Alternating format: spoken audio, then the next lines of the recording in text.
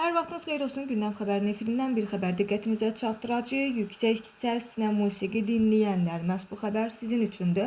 Belə ki, yüksək musiqi sədaları altında maşın idarə edən sürücülər böyük məbləğdə cərimə edilə bilərlər. Həmin şəxslər 150 manatdan 2500 manatadək cərimə oluna bilərlər. Mövcud qanunvericiliyə əsasən mənzillərdə, yaşayış evlərinin girişlərində və həyətlərində, küçələrdə, istirahət yerlərində və digər ictimai yerlərdə gecə saat 12-dən səhər saat 7-yə dək səs-küy salmağa, ucadan mahnı oxumağa, musiqi alətlərini ucadan ifa eləməyə, televizorları, radio qəbul ediciləri, eləcə də maqnitofonları və digər aparaturaları gür səslə oxutmağa, məişət səs-küyünə qarşı mübarizə tələblərini başqa üsulla pozmağa görə fiziki şəxslər 150 manatdan 200 manatadək, vəzifəli şəxslər isə 2000 manatdan 2500 manatadək cərimə oluna bilərlər. Bu bir növ inzibati tənbih tədbiri tətbiq olunması deməkdir.